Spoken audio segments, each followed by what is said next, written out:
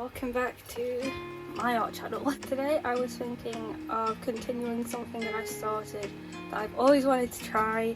I'm sure every artist knows. Recently I tried a Bob Ross tutorial and it ended up like this. This was just episode 1 of season 1 of The Joys of Painting. So today I want to try the second episode of that and take you along with me. I would just like to apologise in advance if you can hear my fan in the background.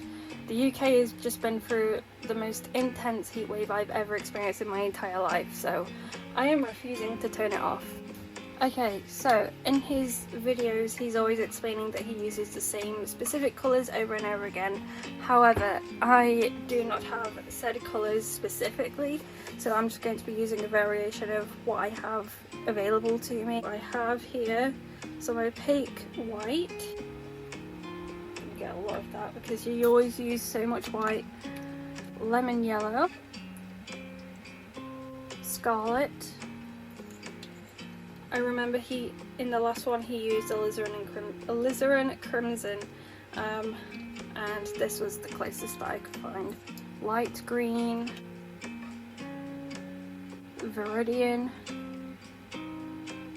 phthalo blue. Maybe in the future, if these go well, I will invest in these proper colours that he uses. Finally, burnt sienna. Alright, so there's my palette. The next order of business is I'm going to put tape on this page so that I have some nice clean borders. We are painting Mount McKinley, which is located in Alaska. I know that Bob Ross, I think, is from, or was from, Alaska. I know that he enjoyed the scenery there, so that's what I'm going to be doing today. So the first thing that he always does is put down the magic white.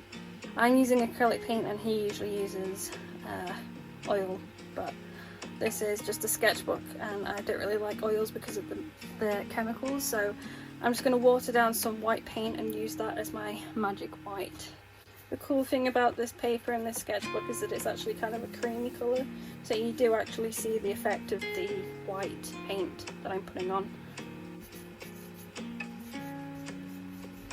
Alright, I know that's a very patchy layer of magic white, but this is only normal sketchbook paper and I don't want it to start ripping up the paper before I've even added any of the paint, so I'm just gonna use that as my base layer and see what he does. So he's using phthalo green and Prussian blue, so just mix some of those together, I guess. Oh, this is meant to be a cloud? Oh, I should have just done blue. Mine's very abstract.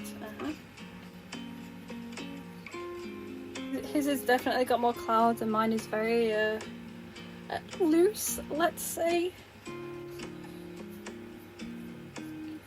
His is blending out really well nicely in the middle here, in this bit, so I'm going to try and use water. I'm going to use some of this magic white in the middle because it's not going the same. Oh shoot, now he's got a fan brush. Okay, you know what? I do actually have a fan brush and I bought this specifically because I know that Bob Ross uses them. No other reason. I have never used one of these in my life before and I got it because of Bob Ross and I'm finally going to use it. Say goodbye to being clean, little guy. Oh, now he's blending it. Oh crap, he's going too fast. Oh, I feel like I'm at an Aldi supermarket. Very professional here, like I always tell you. Toilet roll. How is he doing this so fast? My fan brush has gone a bit spiky. Is this supposed to happen? These don't look like clouds.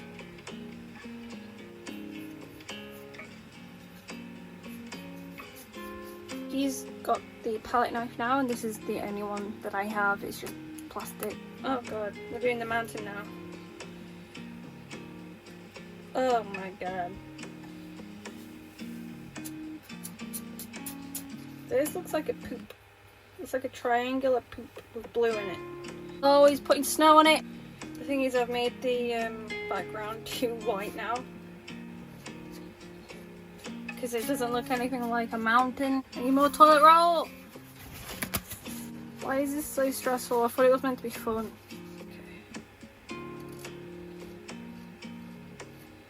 Okay.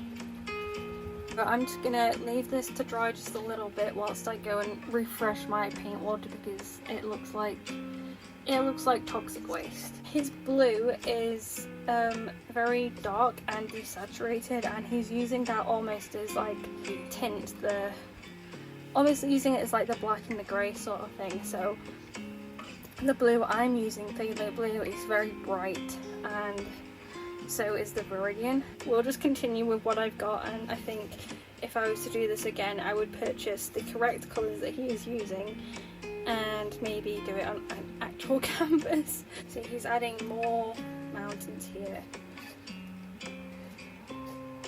Now you see my white here has gotten very tainted with using this palette knife, so that's something you have to be very careful of. Don't do what I'm doing, basically.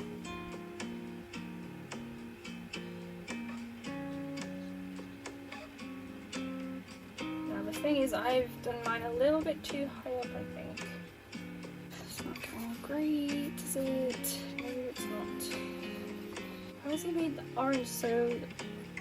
I'm just kind of going peach. Just gonna add a little bit more yellow to mine. Where did the green come from? Do you see this? There's like no colour definition.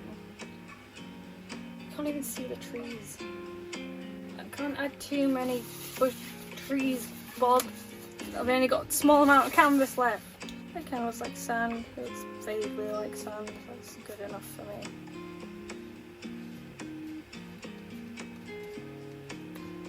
Now, do you see this here? I messed up really bad because I had too much of the sand colour on the palette knife, and when he was just scraping paint off to make the branches, I kind of blobbed it on. Don't do that if you're going to try this. So he's adding trees on this side, I guess, to frame it. So that sounds like a good idea. I'm going to add some yellow to this because I think it needs the highlight. In case you haven't seen the video, he makes like a curve of the trees coming around like this. But since I've kind of run out of space, I don't want to do that because the tape actually ends here where I've painted over it. And I want you to actually see the water in the picture. Mine's not Mount McKinley, I'm sorry Bob, mine's just a vague mountain. So I've just skipped the Bob Ross video a little bit into the future because he's added a lot more trees and he's added a lot more foliage around here to sort of frame the mountain. And obviously, like I said, I've run out of space and I don't want to get rid of this water that I have here. So what I'm going to do instead is he's added some magic white as highlights, and I think I'm just going to do that and then finish it off. Just add some of this brown to give the impression that there's more land on this side, because there is in his version. I'm going to try what he's done, but I don't know if my paint's dried too fast already because it's acrylic. He uses his palette knife and scrapes away the paint to like create the illusion of twigs and sticks and things. So I might be able to do it with this one. No, it's dried too quick. But what I could do, add some brown and white together. I think mine is done. If I do any more, I'll just ruin it. Now for the satisfying part of peeling the tape. Oh god, why is it ripping? No! I think the paper got too wet and now it's like clinging to it. That's better.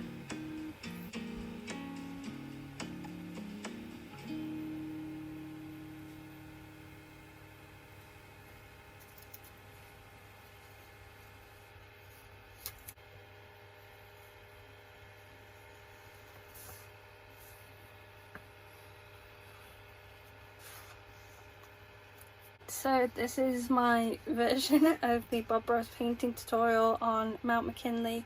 It's season 1 episode 2 of The Joy of Painting, and as you can see I've made quite the mess of my hands and of my desk, which you can't see, but this is what I came up with.